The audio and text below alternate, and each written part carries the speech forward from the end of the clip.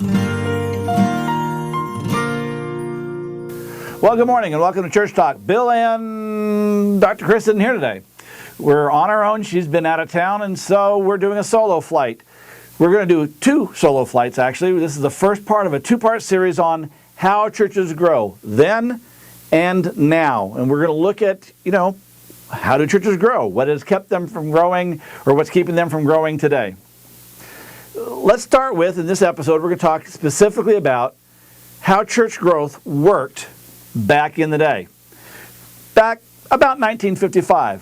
Back in 1955, there was this perception in our culture that we lived in a Christian nation, and everyone either went to church or else they knew they should be in church, one or the other.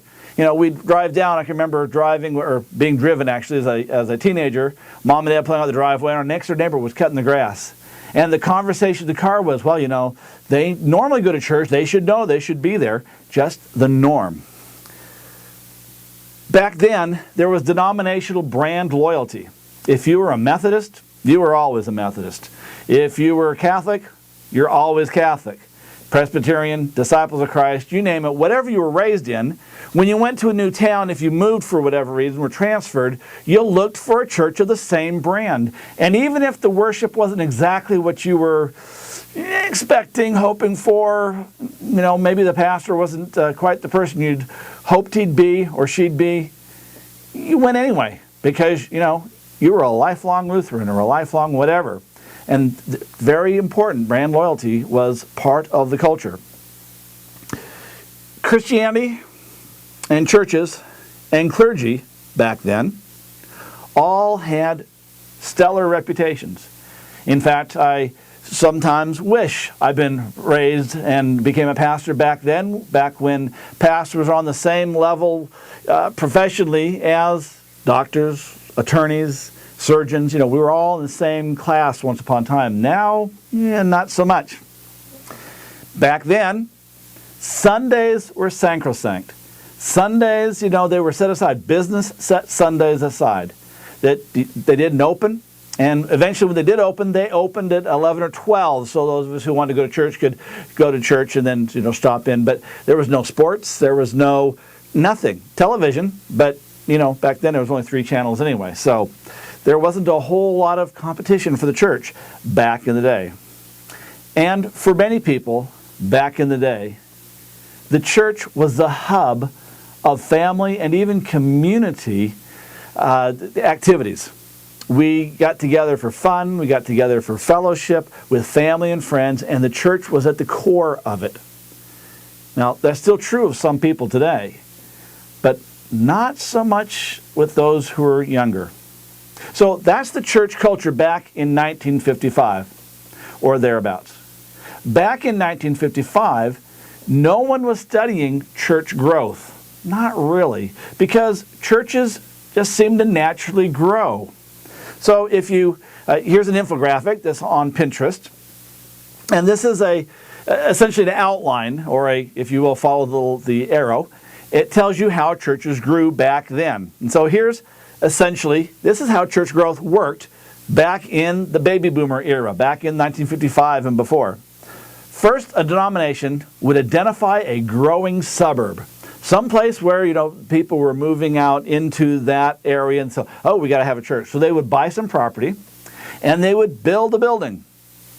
And they'd hire a full-time, seminary-trained pastor, put them on site.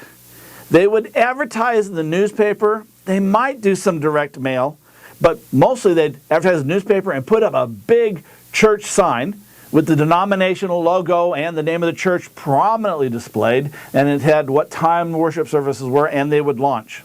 And on the Sunday they launched, all those Lutherans or Presbyterians or Baptists or whoever that had been traveling a little bit farther for church now switched over to this neighborhood church. And those who really hadn't, they hadn't really got involved, they started coming. And literally, churches back then, they didn't have to do much to start and to grow. They just, build it and they will come. The whole Kevin Costner thing, Field of Dreams. That's pretty much how the church, once upon a time, seemed to work.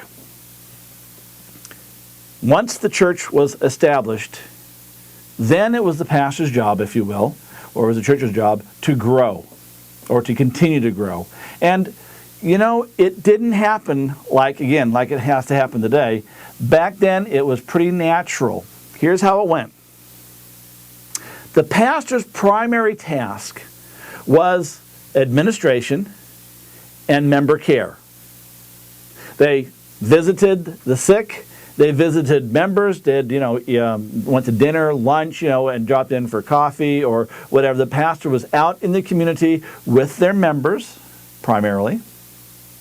And they did church administration. And I don't mean administration like books. I mean administration like they made sure that there were adequate programs going for children, youth, young adults, regular adults, or not young adults anymore, and seniors. And they made sure there was programming for all those people, because if the congregation was happy, then the church grew. Well, how did it grow? Well, the congregation's part was this.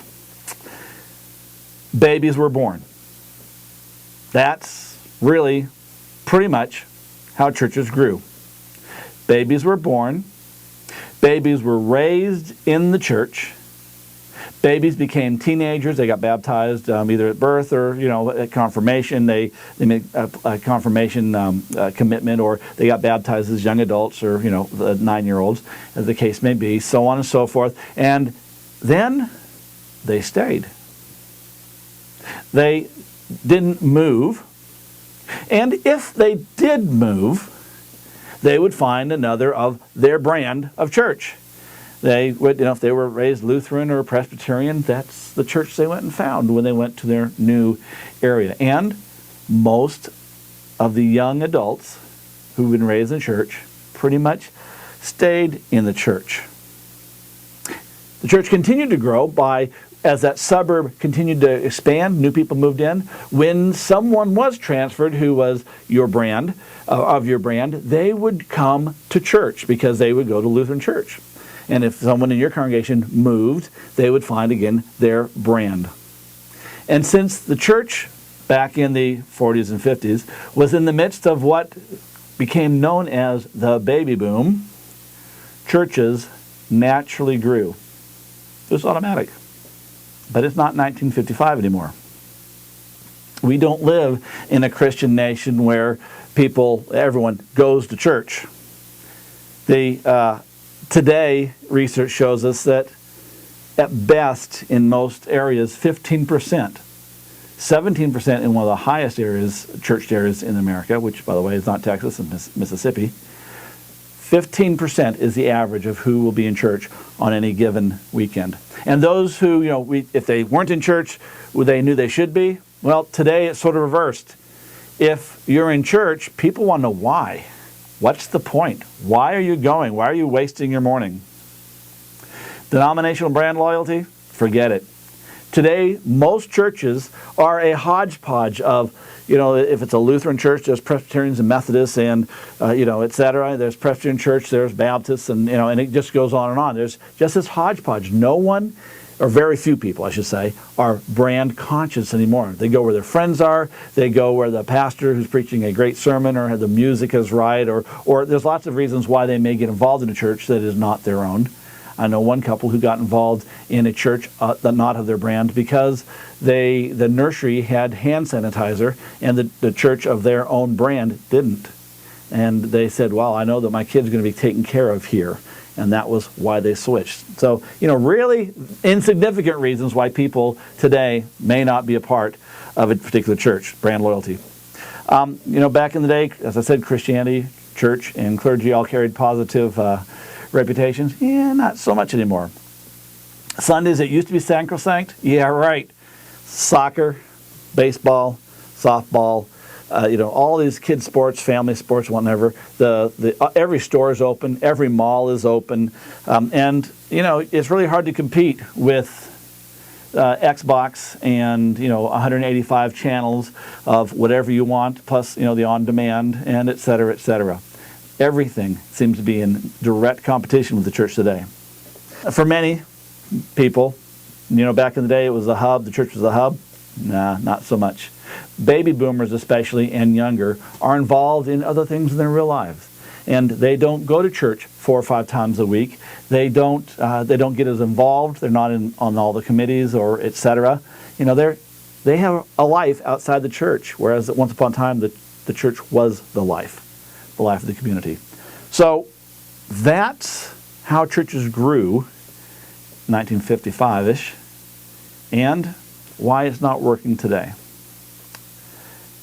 Part 2, next week, we'll paint some broad strokes of how church growth works in the 21st century. We'll see you next week.